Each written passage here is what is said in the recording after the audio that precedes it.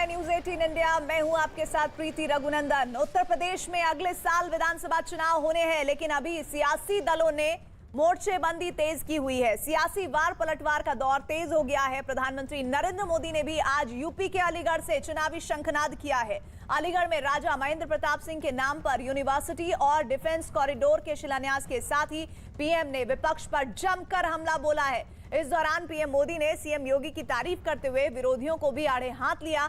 वहीं विपक्षी नेताओं ने भी एक के बाद एक केंद्र और यूपी सरकार पर निशाना साधा। यूपी में आज के सियासी वार पलटवार की आपको 5 तस्वीरें भी दिखाएंगे, लेकिन उससे पहले इस वक्त आप तस्वीरें देख रहे हैं किस तरह से अलीगढ़ में बीजेपी ने अपनी मौजूदगी दर्ज करवाई है। उत्तर प्रदेश में चुनाव आते आते अब सियासी घमासान भी अपने उफान पर है। बड़ी तेजी नजर आ रही है और इस वक्त चुनावी पिच पर अब धीरे धीरे जहां बीजेपी एक्टिव हो रही है, वहीं दूसरे विरोधी दल भी बड़ी तेजी के साथ आगे बढ़ रहे हैं।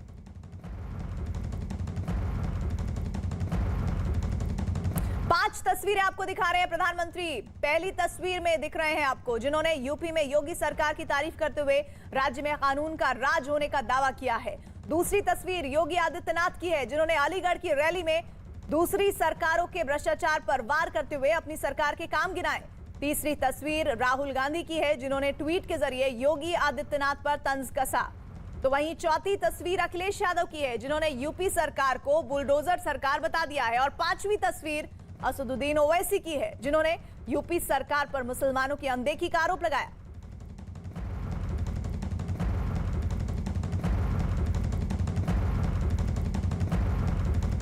और सबसे पहले हम आपको पीएम मोदी की वो बात सुनवाते हैं जिसमें उन्होंने योगी आदित्यनाथ की तारीफ की और यूपी में कानून का राज होने का दावा किया। दौर था जब यहां शासन प्रशासन गुंडों और माफियाओं की मनमानी से चलता था, लेकिन अब वसूली करने वाले, माफिया राज चलाने वाले सलाखों के पीछे हैं। उत्तर प्रदेश के मुख्यमंत्री योगी आदित्यनाथ ने भी अलीगढ़ में मंच से इस बात का दावा किया कि यूपी में पिछली सरकारों की तुलना में बीजेपी सरकार में कहीं ज्यादा विकास हुआ है। आदरणीय प्रधानमंत्री जी के आशीर्वाद और मार्गदर्शन में उत्तर प्रदेश 8 नए विश्वविद्यालय के साथ वर्तमान में प्रदेश के अंदर कार्य कर रहा है। सहारनपुर में मां शाकंभरी के नाम पर एक राज्य विश्वविद्यालय का निर्माण प्रस्तावित है। प्रदेश का पहला स्पोर्ट्स विश्वविद्यालय मेरठ में प्रदेश सरकार ने प्रस्तावित किया है। सरदार अटल जी के नाम पर लखनऊ में मेडिकल यूनिवर्सिटी का निर्माण कार्य, और अभी 3 दिन पहले प्रयागराज की धरती पर राष्ट्रीय विधि विश्वविद्यालय का शिलान्यास देश के माननीय राष्ट्रपति जी के कर कमलों से संपन्न हुआ है। भाइयों बहनों, 2007 से लेकर के 2017 तक उत्तर प्रदेश के किसानों को, मात्र गन्ना किसानों का 95,000 करोड़ रुपए का गन्ना मूल्य का भुगतान हुआ, और 2017 से लेकर के अब तक 1,43,000 करोड़ रुपए का गन्ना मूल्य का भुगतान अब तक सरकार कर चुकी है। कोरोना कालखंड में चीनी मिलों को अनवरत चलाया गया। और इधर समाजवादी पार्टी के अध्यक्ष अखिलेश यादव ने भी यूपी सरकार पर जमकर निशाना साधा। उन्होंने योगी सरकार पर सवाल उठाते हुए यूपी सरकार को बुलडोजर वाली सरकार बता दिया। अखिलेश यादव ने अयोध्या में गरीब लोगों का घर बुलडोजर से तोड़ने का आरोप लगाते हुए समाजवादी पार्टी की सरकार बनने पर तोड़े गए घरों को दोबारा बनाने का भी वादा किया। सरकार को अपना चुनाव चिन्ह बुलडोजर रख लेना चाहिए।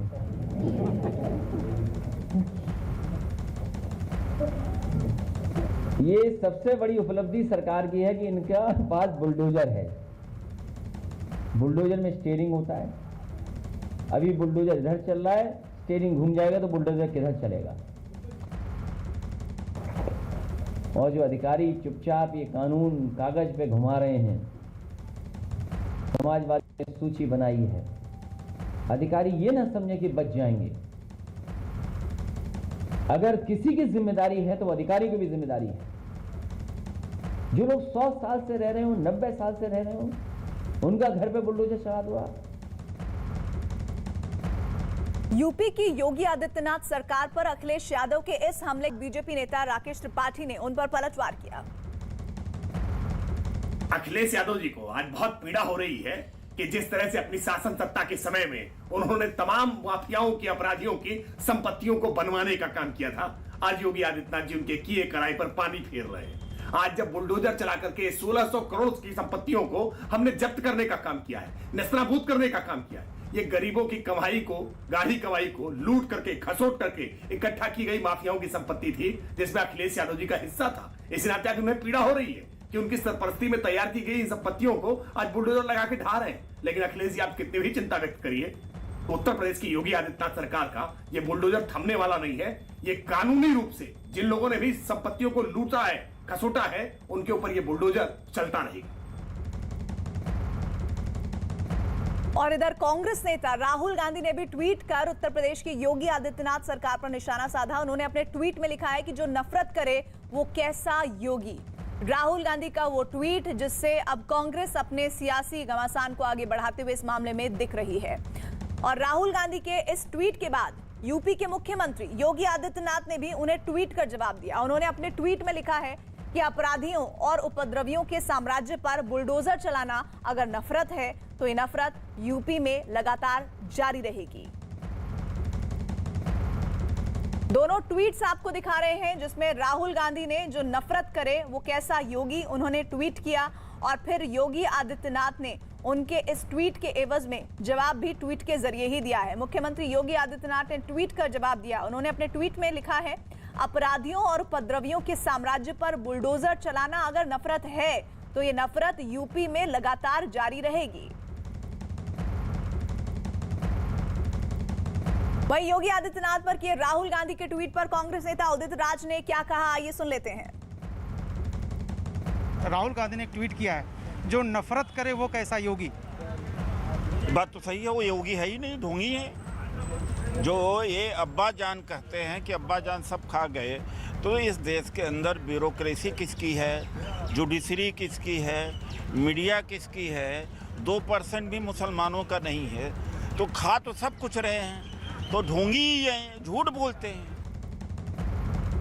राहुल गांधी और अखिलेश यादव के बाद AIMIM के अध्यक्ष असदुद्दीन ओवैसी ने भी मुसलमानों के मुद्दे पर यूपी सरकार पर हमला बोला और राज्य में मुस्लिमों की अनदेखी करने का आरोप लगाया।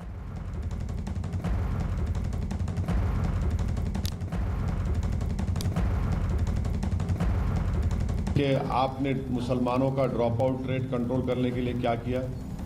60% ड्रॉप आउट रेट है उत्तर प्रदेश मुसलमानों का, 2% ग्रेजुएट होते हैं, 3% 12th पास करते हैं। और प्रधानमंत्री ग्रामीण आवास योजना में 2017 का, मैं आपका 2017-18 का फिगर दे रहा हूं, कितने घर दिए मुसलमानों को आपने? 10 दिए। पूरे उत्तर प्रदेश को आए कितने? 6 लाख के ऊपर। MSDP का प्रोग्राम है जिसमें 1600 करोड़ आए उत्तर प्रदेश को माइनॉरिटीज के लिए, जिसमें से आपने सिर्फ 16 करोड़ खर्चा किए।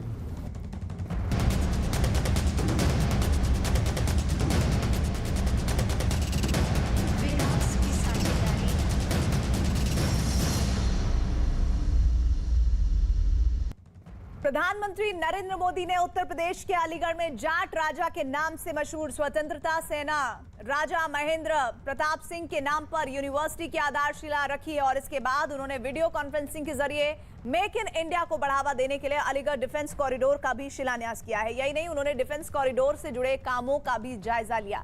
इसके अलावा पीएम मोदी ने अलीगढ़ एयरपोर्ट की भी नींव रखी और इससे पहले पीएम मोदी के मंच पर पहुंचने पर मुख्यमंत्री योगी आदित्यनाथ ने उनका स्वागत किया और इस दौरान वहां उत्तर प्रदेश की राज्यपाल आनंदीबेन पटेल और दूसरे मंत्री मौजूद रहे। बाद में प्रधानमंत्री नरेंद्र मोदी ने लोगों को संबोधित किया जिसमें उन्होंने योगी आदित्यनाथ की तारीफ करते हुए विपक्ष पर जमकर हमला बोला।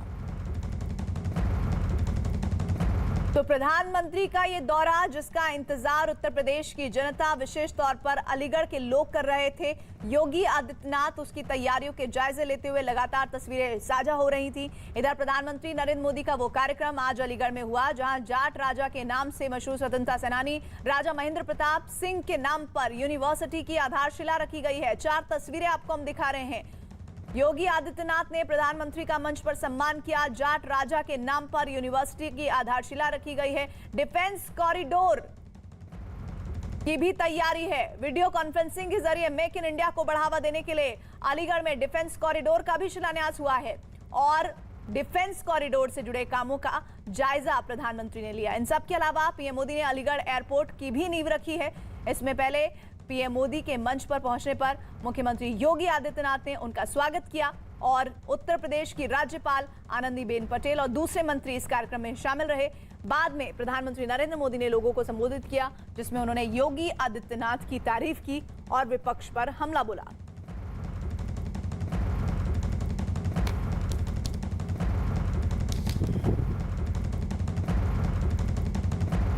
आज अलीगढ़ के लिए, पश्चिमी उत्तर प्रदेश के लिए बहुत बड़ा दिन है। आज राधा अष्टमी भी है। ये अवसर आज के इस दिन को और भी पुनीत बनाता है। हर योजना, हर मिशन में योगी जी के यूपी ने देश के लक्ष्यों को हासिल करने में अग्रणी भूमिका निभाई है। वरना मुझे तो याद है, वो दिन मैं भूल नहीं सकता हूं, जब 2017 से पहले गरीबों की हर योजना में यहां रोड़े अटकाए जाते थे। देश के प्रधानमंत्री के नाते मुझे फिर से एक बार ये सौभाग्य मिला है कि मैं राजा महेंद्र प्रताप जी जैसे विजनरी और महान स्वतंत्रता सेनानी के नाम पर बन रही यूनिवर्सिटी का शिलान्यास कर रहा हूं। साथियों, अभी तक लोग अपने घर की या अपने दुकान की सुरक्षा के लिए अलीगढ़ के भरोसे रहते थे। पता है ना, क्योंकि अलीगढ़ का ताला अगर लगा होता था तो लोग निश्चिंत हो जाते थे। अब अलीगढ़ के रक्षा उपकरण भी, कल तक जो अलीगढ़ ताले के जरिए घरों की, दुकानों की रक्षा करता था, वो 21वीं सदी में ये मेरा अलीगढ़ हिंदुस्तान की सीमाओं की रक्षा करने का काम करेगा।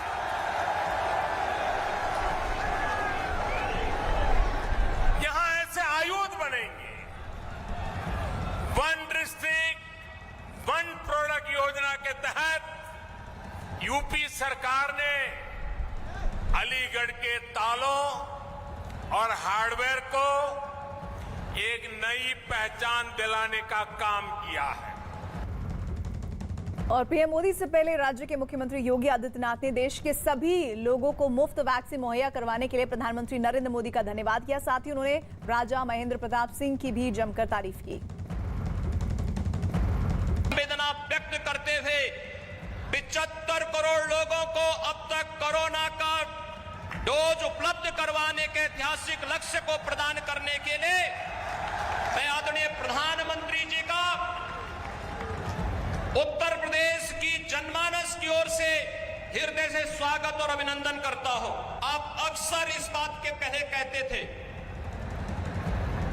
कि आजादी की लड़ाई में इस क्षेत्र को नेतृत्व प्रदान करने वाले और उस कालखंड में भी शिक्षा और समाज सेवा के लिए अलग जगाने वाले राजा महेंद्र प्रताप सिंह को पश्चिमी उत्तर प्रदेश कभी विस्मृत नहीं करता। आदरणीय प्रधानमंत्री जी के द्वारा इस क्षेत्र को उपहार स्वरूप डिफेंस कॉरिडोर और राजा महेंद्र प्रताप सिंह विश्वविद्यालय देना, यह अपने आप में राधाष्टमी के इस कार्यक्रम में सोने में सुहागे का काम कर रहा है।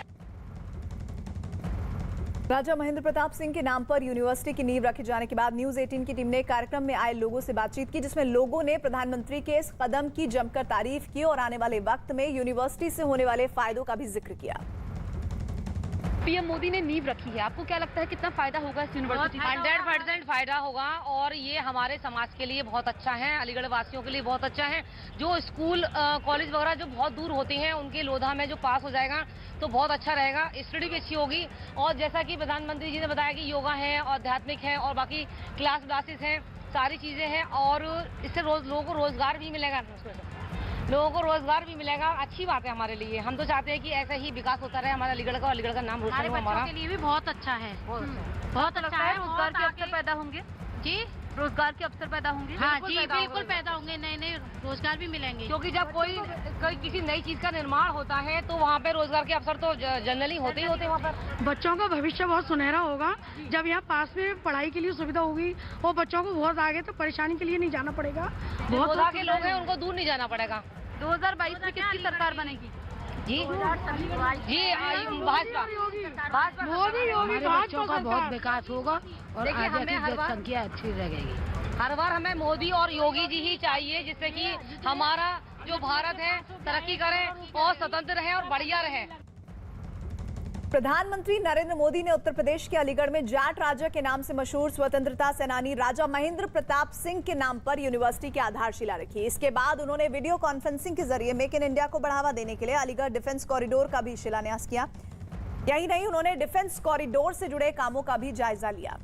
इसके अलावा पीएम मोदी ने अलीगढ़ एयरपोर्ट की भी नींव रखी और इससे पहले पीएम मोदी के मंच पर पहुंचने पर मुख्यमंत्री योगी आदित्यनाथ ने उनका स्वागत किया। इस दौरान वहां उत्तर प्रदेश की राज्यपाल आनंदीबेन पटेल और दूसरे मंत्री मौजूद रहे और बाद में प्रधानमंत्री नरेंद्र मोदी ने लोगों को संबोधित किया, जिसमें उन्होंने योगी आदित्यनाथ की तारीफ की और विपक्ष पर जमकर हमला बोला।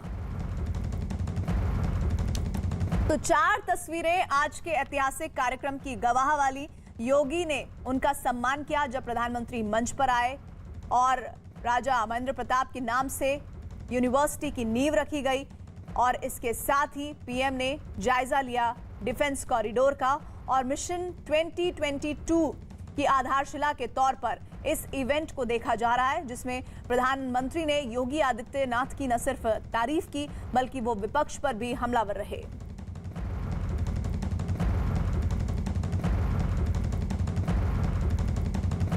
न्यूज 18 की टीम ने राजा महेंद्र प्रताप सिंह के प्रपौत्र से चरण प्रताप सिंह से बातचीत की है, जिसमें उन्होंने महेंद्र प्रताप के नाम पर यूनिवर्सिटी खोले जाने पर खुशी जताई और सरकार से उनके लिए भारत रत्न देने की मांग की। हमारे साथ हैं राजा महेंद्र प्रताप सिंह के प्रपौत्र चरण प्रताप सिंह जी। चरण जी, आज प्रधानमंत्री मोदी ने शिलान्यास किया राजा महेंद्र प्रताप जी के नाम पर। क्या आपको लगता है कि जो सम्मान पहले मिलना था वो काफी देर से मिला है? मैं ये बोल बोल के थक गया हूँ, सॉरी कि देर आए दुरुस्त आए। ये बहुत पहले हो जाना चाहिए था लेकिन अब हुआ है। ये बहुत पॉजिटिव मूव है, ये बहुत ऐतिहासिक दिन है कि भारत सरकार ने राजा महेंद्र प्रताप सिंह को विश्वविद्यालय बना के बहुत बड़ा सम्मान दिया है। सरकार ने एक यूनिवर्सिटी की शुरुआत तो कर दी, क्या लगता है कि सम्मान और भी मिलना चाहिए? और भी पुरस्कार हैं जो देश में भारत रत्न जैसे जो यहाँ पर मांग उठ रही है हाथरस और अलीगढ़ की जनता के द्वारा? बहुत लोग जो उनको जानते हैं और जो समझते हैं उनका मानना है कि उनको भारत रत्न मिलना चाहिए। मेरा भी मानना है कि वो भारत रत्न के हकदार हैं, लेकिन ये निर्णय भारत सरकार को लेना है। और मुझे ये पता है कि वो भारत के रत्न थे, हैं और हमेशा रहेंगे। एक अंतिम सवाल, जब चुनाव नज़दीक हैं और ऐसे में उनके नाम का प्रयोग करना, उनको सम्मान देना, क्या लगता है कि एक जो समुदाय नाराज है, किसान और खासकर जाट समुदाय जिससे राजा आते हैं, उनको लुभाने की कोशिश? बिल्कुल नहीं, मिलेगा उनको? बिल्कुल नहीं, बिकॉज ये जो निर्णय है ये आज से 2 साल पहले लिया गया था। 2019 में हमारे प्रिय मुख्यमंत्री जी इजलास की सभा में उन्होंने फैसला लिया था कि वो राजा महेंद्र प्रताप सिंह के नाम पे विश्वविद्यालय बनाएंगे। चलिए बहुत बहुत धन्यवाद। ये हैं चरत प्रताप सिंह जो राजा महेंद्र प्रताप के वंशज हैं। उनका कहना है कि फैसला तो 2 साल पहले ही ले लिया गया था, लेकिन जहाँ तक राजा महेंद्र प्रताप की बात है तो वो भारत के रत्न हैं, थे और रहेंगे, लेकिन उनको भारत रत्न मिलना चाहिए।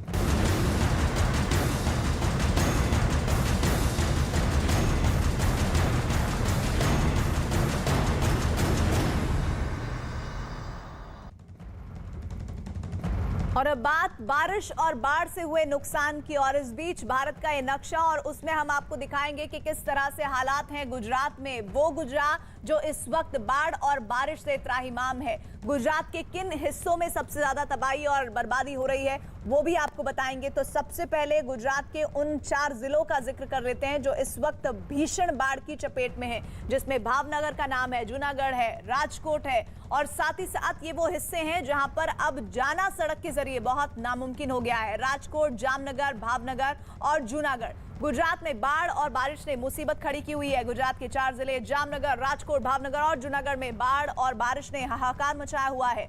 सबसे ज्यादा मुसीबत राजकोट और जामनगर में बढ़ गई है। वहां सड़कों पर पानी भर गया है, कई कारें बह गई हैं, जबकि कई इलाकों में भारी नुकसान भी हुआ है। कई जगहों पर रिहायशी इलाकों में पानी भर गया है, जिसके बाद बड़े पैमाने पर राहत और बचाव का काम जारी है। और आपको आइए अब 3 तस्वीरें दिखाते हैं। गुजरात में बारिश की वजह से नदियां उफान पर हैं, तो कई इलाकों में पानी भर गया है। कुछ इलाकों पर तो पूरी तरह से पानी का कब्जा है, जबकि रिहायशी इलाकों में पानी भरने से मुश्किलें बढ़ गई हैं। लोग घरों में फंस गए हैं, तो पानी की वजह से उन तक मदद पहुंचाने में भी भारी मुश्किल हो रही है। खतरा बढ़ने के बाद वायुसेना के जवान हेलीकॉप्टर की मदद से लोगों को बचाने में जुटे हैं। तो 3 तस्वीरें आपके सामने, और ये बखूबी बता रही हैं कि हालात किस कदर मुश्किलों भरे हैं वहां के लोगों के लिए। बाढ़ से बिगड़ गए हैं हालात, रिहायशी इलाकों में पानी ही पानी नजर आ रहा है। लोगों को रस्सी की मदद से अपने घरों से निकालने की कवायद है, और उसके बाद उनको हेलीकॉप्टर से करना पड़ रहा है रेस्क्यू, क्योंकि एयरलिफ्ट ही अब एक जरिया रह गया है जिसमें लोगों को महफूज ठिकानों पर पहुंचाने की कवायद हो रही है। इन 3 तस्वीरों के जरिए आप ये समझिए कि वहां पर रहना, वहां जो लोग इस वक्त मौजूद हैं, उनके लिए मुसीबतें कितनी ज्यादा हैं।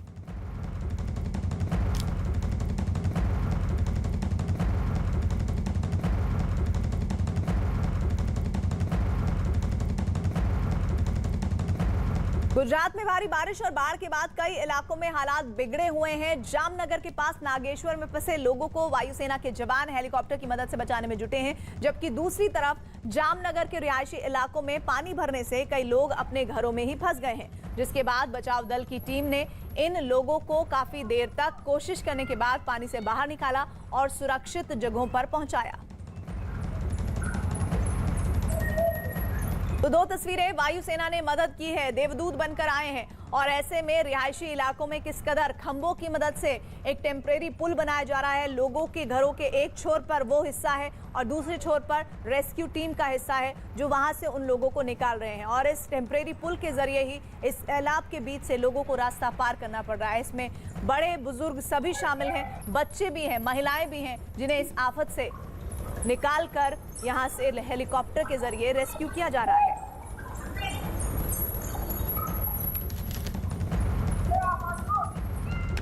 गुजरात में भी बाढ़ ने जमकर तबाही मचाई है। पानी तो निकल गया, लेकिन अपने पीछे बर्बादी के निशान छोड़ गया है। इलाके में बाढ़ की वजह से लाखों के नुकसान का अनुमान जताया गया है। गुजरात के सौराष्ट्र के कई गांवों में 2 दिन में भारी मात्रा में बारिश हुई है। बारिश की वजह से अनेक जगहों पे आप देख सकते हो कितना नुकसान हुआ है। फिलहाल आप तस्वीरों में जो देख सकते हैं वो जामनगर के पास आया हुआ आलिया बड़ा गांव है, जहां पे पूरा गांव पानी में गरकाव हुआ था। 6 से 7 फुट तक यहाँ पे पानी भरा हुआ था, जिसकी वजह से देख सकते हो आप लोगों के जो मकान है वो भी टूट गए हैं। यहाँ पे जो भी भारी मात्रा में यहाँ पे नुकसान हुआ है। फिलहाल अभी की जो बात करें तो अभी यहाँ पे पूरे गांव में बिजली भी नहीं है, क्योंकि जो भी जीईबी के जो भी स्ट्रीट लाइट थी वो भी गिर गई है। उसकी वजह से पूरे गांव में बिजली नहीं है, खाने के लिए भी कुछ नहीं है, क्योंकि लोगों के घर है वो गिर पड़े हैं। इसकी वजह से पूरा जो सरसामान है वो अंदर दबा हुआ है। गुजरात में भारी बारिश के बाद कई इलाकों में हालात बिगड़े हैं। राजकोट के रिहायशी इलाकों में पानी भरने की वजह से मुसीबतें बढ़ी हुई हैं। लोगों को बचाने के लिए वायुसेना लगातार काम कर रही है और इलाके में जहां तक नजर गई पानी भरा हुआ दिखाई दिया है, जिसके बाद बचाव दल की टीमों ने एक रस्सी की मदद से लोगों को पानी से निकालकर सुरक्षित जगहों पर पहुंचाया है।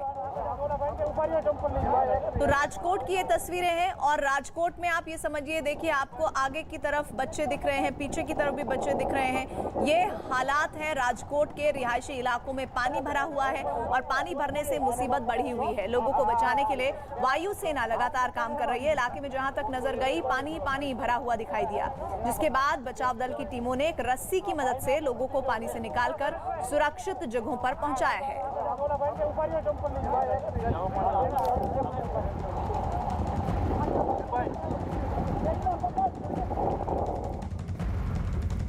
तो भारत के नक्शे पर गुजरात, और गुजरात में इस वक्त हालात कितने बेकाबू हो गए हैं बारिश के बाद, बाढ़ के बाद, वो आपको बता रहे हैं। और सबसे ज्यादा जो असर है वो गुजरात के किन हिस्सों में पड़ा है वो भी आपको हम बताएं। उसमें जामनगर शामिल है, राजकोट शामिल है, भावनगर है और है जूनागढ़। ये 4 ऐसे इलाके हैं जहां पर बहुत ज्यादा तबाही हुई है और लाखों के नुकसान का अनुमान किया जा रहा है। और अब आपको राजकोट की एक तस्वीर दिखाते हैं। राजकोट से सामने आई ये तस्वीर किसी नदी की नहीं बल्कि एक सड़क की है, और एक सड़क ऐसी जो अब दरिया बन चुकी है। उस पर दूर दूर तक कुछ आपको नजर नहीं आएगा, लेकिन दूर एक गाड़ी जरूर चलती हुई दिखेगी जो पुलिस की गाड़ी चलती हुई है। दरअसल वहां सड़क पर इतना पानी भर गया कि लोगों की जान मुश्किल में पड़ गई, जिसके बाद पुलिस के जवान अपनी गाड़ी लेकर इसी सड़क से लोगों को बचाने के लिए निकल पड़े। गाड़ी आधी पानी में डूब गई, लेकिन पुलिस के जवानों ने हार नहीं मानी और लोगों को बचाने के लिए अपनी जान मुश्किल में डाल दी। हालांकि उनकी ये कोशिश कामयाब भी रही और पुलिस वालों ने काफी मुश्किलों के बाद भी इस इलाके में राहत और बचाव का काम जारी रखा और रस्सियों की मदद से निकालकर लोगों को सुरक्षित जगह पहुंचाया। इलाके के कई घरों में पानी भरने की वजह से लोग मुश्किल में हैं। तो देखिए कि किस तरह से इन पुलिस वालों ने देवदूत होने का काम किया है, कैसे वो अपनी इस पुलिस की गाड़ी को लेकर निकल पड़े। वो गाड़ी जो आधे हिस्से तक पानी में डूबी हुई है और ऐसा लग रहा है कि बड़ी तेजी से बढ़ रही है, लेकिन इस तेजी से बढ़ने में इस पानी में आप समझ सकते हैं कि कितनी कठिनाई हो रही होगी।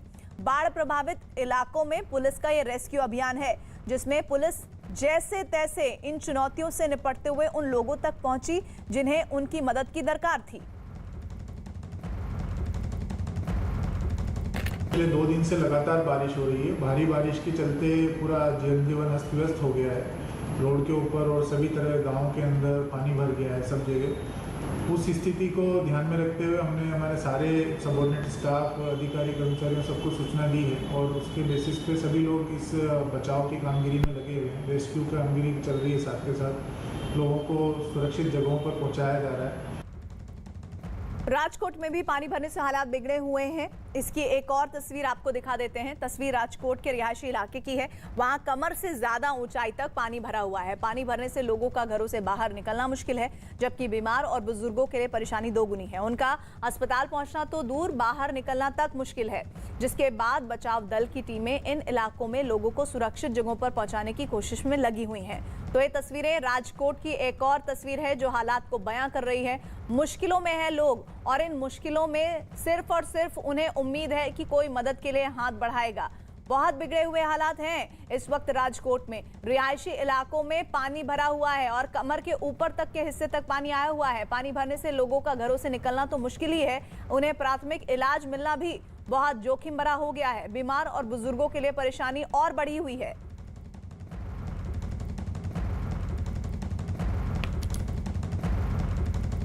जितने लो लाइंग एरियाज थे वहाँ पे वाटर लॉगिंग की समस्या थी। एक मावड़ी रोड का ब्रिज का भी टॉप लेयर थोड़ा सा डैमेज हुआ है, माइनर डैमेजेस हुए हैं ब्रिज को। जो लो लाइंग एरियाज थे वहाँ से प्रिकॉशन के रूप में अराउंड 1400 जितने लोगों को हम लोग ने टेम्परेरी हाई ग्राउंड पे शिफ्ट किया था। वहाँ पे उन लोग की खाने रहने की व्यवस्था की गई है। गुजरात के बाद तस्वीरें छत्तीसगढ़ की हैं। बाढ़ से प्रभावित वहां पर भी लोग मुश्किल में हैं। लगातार हो रही बारिश से कई इलाकों में पानी भर गया है। छोटे छोटे नालों के उफान पर आने से कई सड़कें बंद हो गई हैं। शहर में कई जगह पानी भरने की तस्वीरें सामने आई है। कुछ स्कूलों में भी पानी भर गया है। तो छत्तीसगढ़ के धमतरी की तस्वीरें हैं। अब खबर आपको दिखाते हैं दमन और दीव के द्वीप से। वहां कोस्ट गार्ड ने भी मछुआरों को बचाने के लिए बचाव अभियान चलाया। देर रात कोस्ट गार्ड को मछुआरों के समंदर में फंसे होने की जानकारी मिली, जिसके बाद कोस्ट गार्ड एक हेलीकॉप्टर की मदद से समंदर में फंसे इन मछुआरों तक पहुंचे और 175 किलोमीटर की दूरी तय कर 7 मछुआरों को सुरक्षित बचा लिया। इस ऑपरेशन को कोस्ट गार्ड की टीम को 1 घंटे का समय लगा चलाने में, लेकिन उन्होंने सफलतापूर्वक इस ऑपरेशन को पूरा किया। इस बीच एक अहम खबर, हिमाचल प्रदेश के मुख्यमंत्री जयराम ठाकुर आज दिल्ली पहुंचे हैं और बीजेपी दफ्तर में संगठन की बैठक में शामिल हुए हैं। दिल्ली पहुंचे जयराम ठाकुर ने न्यूज 18 से बातचीत में विपक्ष पर उनके खिलाफ अफवाह फैलाने का आरोप लगाया। हिमाचल के मुख्यमंत्री जयराम ठाकुर हमारे साथ बात करने के लिए मौजूद हैं। सर, एक हफ्ते में ये आपका दूसरा दौरा है। आपके इस दौरे से काफ़ी लोग अटकलें लगा रहे हैं। क्या काम है, क्या मुख्य मुद्दे लेके आप पहुंचे हैं दिल्ली? मुझे इस बात की प्रसन्नता है कि आप हमारे आने और जाने की पूरी जो खबर रख रहे हैं, कितने दिन में आ रहे हैं, कितने दिन में जा रहे हैं, अच्छी बात है। मैं एक हफ्ते पहले आया था और राष्ट्रपति महोदय जी से मिलना हुआ था, पार्टी के राष्ट्रीय अध्यक्ष जी से मिलना हुआ था, फाइनेंस मिनिस्टर से मिलना हुआ था, सिविल एविएशन मिनिस्टर से मिलना हुआ था, हेल्थ मिनिस्टर से मिलना हुआ था। हिमाचल के विकास से संबंधित जो महत्वपूर्ण प्रोजेक्ट्स हैं उनका फॉलोअप करने के लिए, क्योंकि कोविड के कारण दिल्ली हमारा बहुत फ्रीक्वेंट पिछले दिनों में आना नहीं हो पाया था, और अब हम हिमाचल प्रदेश और दिल्ली हम देख रहे हैं कि कोविड के मामलों में कमी आई है। हमारा आना जाना होना चाहिए और प्रोजेक्ट्स हमारे तेजी से आगे बढ़ने चाहिए, उस दृष्टि से आना हुआ था। आज मैं अगर आया हूँ, ये निर्धारित बैठक हमारे संगठन की लगभग 20-25 दिन पहले की निर्धारित बैठक थी, और उस बैठक के अंतर्गत आज हम बैठने वाले हैं। पार्टी को आने वाले समय में किस प्रकार से हमको मजबूत करना है, सारी चुनौतियों का सामना करने के लिए, उस दृष्टि से बातचीत करेंगे। और मैं समझता हूं कि जिन बातों को लेकर के आप पूछने की कोशिश कर रहे हैं, मैं इस पर ज़्यादा कुछ कहना नहीं चाहता हूं। हिमाचल प्रदेश में भारतीय जनता पार्टी की सरकार 3.5 वर्ष का कार्यकाल बहुत बेहतर ढंग से पूरा किया है। वैक्सीन के अभियान में हिमाचल पूरे देश भर में पहले स्थान पर रहा है, और आदरणीय प्रधानमंत्री जी ने भी देवभूमि हिमाचल प्रदेश की जनता का अभिनंदन किया इस बात के लिए। और भी बहुत सारे जो डेवलपमेंट के जो प्रोजेक्ट्स हैं वो भी बहुत तेज गति से हिमाचल प्रदेश में आगे बढ़ रहे हैं। तो इसलिए हिमाचल में जो काम हो रहे हैं, जो हिमाचल की पहचान राष्ट्रीय स्तर पर बन रही है, उन सारी बातों के कारण हमारे विपक्ष के लोग, हमारे कुछ मित्र बहुत ज़्यादा चिंतित हैं, क्योंकि उन्हें लग रहा है कि सत्ता 2022 में भी उनके हाथ में नहीं लगने वाली, और नहीं लगेगी। निश्चित रूप से हिमाचल में आज भी भाजपा है, 2022 में भी भाजपा ही होगी, निश्चित रूप से होगी। बिल्कुल सर, मैं सवाल इसलिए पूछ रहा हूं क्योंकि विपक्ष ये आरोप लगा रहा है कि जिस तरीके से अभी नेतृत्व में परिवर्तन हुआ गुजरात में, कहीं ना कहीं कयास लगाए जा रहे हैं कि हिमाचल में भी कुछ ऐसा हो सकता है। चुनाव नज़दीक हैं, उपचुनाव नज़दीक हैं, तो परिवर्तन हो सकता है। इसलिए आपके इस दौरे को लेकर काफ़ी सुर्खियाँ बुलंद हैं। आप साफ तौर पर इन खबरों को खंडन करते हैं? देखिए, मैंने पहले कहा कि पिछली बार मेरा आना हुआ था तो वो हिमाचल के जो डेवलपमेंट के प्रोजेक्ट्स, वो इम्पोर्टेंट प्रोजेक्ट्स वो हमारे यहाँ पर दिल्ली से फॉलोअप के लिए थे, उसके लिए आया था। आज संगठन की बैठक जो 25-30 दिन पहले निर्धारित हुई थी तारीख ये, और उस दिन आज के दिन ये बैठक होनी है, और उस बैठक के लिए मैं यहाँ आया हूँ। हमारे पार्टी के प्रदेश के अध्यक्ष हैं, संगठन मंत्री जी हैं। आज हम पार्टी के वरिष्ठ नेतृत्व के साथ उस सारे विषय पर हम चर्चा करेंगे। आने वाले समय में हमारी रणनीति क्या होनी चाहिए, हिमाचल प्रदेश में उपचुनाव है, उपचुनाव की तैयारी किस प्रकार से करनी चाहिए। अभी 1 वर्ष से ज़्यादा कार्यकाल हमारी वर्तमान सरकार का जो बचता है, उसमें हमको क्या क्या प्रायोरिटीज तय करनी चाहिए, इन सारी बातों को लेकर के चर्चा होगी, निश्चित रूप से होगी। लेकिन जहाँ जिस प्रकार के आकलन या इस प्रकार की कुछ एक बातें वहाँ समाचार पत्रों में या कुछ जगह वो कुछ हमारे मित्र कुछ कहने की कोशिश कर रहे हैं विपक्ष के, उनको इस बात को समझना चाहिए। हिमाचल प्रदेश में भारतीय जनता पार्टी की सरकार मजबूत सरकार है, और उस सरकार का वो वहाँ ज़मीन पर सामना नहीं कर पा रही है, इसलिए इस तरह की जो है वो बातें फैलाने की, भ्रमित करने की कोशिश करने की अपनी एक मतलब ये कर रही है। जिसमें वो सफल नहीं होंगे। मुख्यमंत्री जी, एक सवाल ये भी कि माना जा रहा है कि आप संगठन में बदलाव को लेकर यहाँ पर मिलने आए हैं, आला कमान से मुलाकात हो सकती है, एक रिपोर्ट आप पेश करेंगे किस तरीके से काम चल रहा है और आने वाले एक हफ्ते में इसमें काफ़ी बड़ा एक निर्णय भी आने वाला है, तो इसे आप कैसे देखते हैं और क्या साझा करना चाहेंगे? देखिए, मैं एक बात कहना चाहता हूँ कि हिमाचल प्रदेश के बहुत वरिष्ठ नेतृत्व तो अभी लगभग 1.5-2 महीने पहले हम हिमाचल प्रदेश में मिले थे धर्मशाला में। बहुत विस्तार से 2 दिन की बैठक हुई है और बहुत रोड मैप हमने उसमें तय किया हुआ है। उस रोड मैप के मुताबिक हम आगे बढ़ रहे हैं, काम कर रहे हैं हिमाचल प्रदेश में। और ऐसी परिस्थिति में उसका फॉलोअप होना चाहिए। अब आने वाले समय में हमको जब चुनाव के लिए जाना है तो उसमें क्या क्या चीज़ें हमको करनी चाहिए और बेहतर परफॉर्म करने के लिए, तो उसके लिए चर्चा होगी, निश्चित रूप से होगी। लेकिन जहाँ तक हिमाचल प्रदेश में भारतीय जनता पार्टी की सरकार की अगर बात है, आज भी भाजपा की सरकार है और 2022 में भी भाजपा की सरकार होगी।